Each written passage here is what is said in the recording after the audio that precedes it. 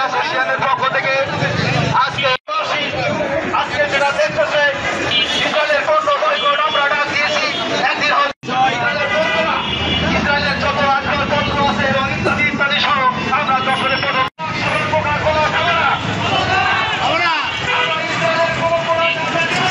আমরা এখান থেকে শুরু করে যাবো না।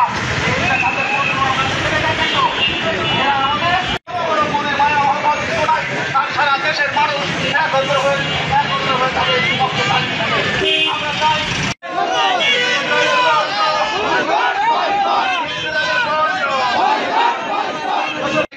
রেলি নিয়ে আমাদের সংগঠনের প্রধান কাজ চালায় যাবো।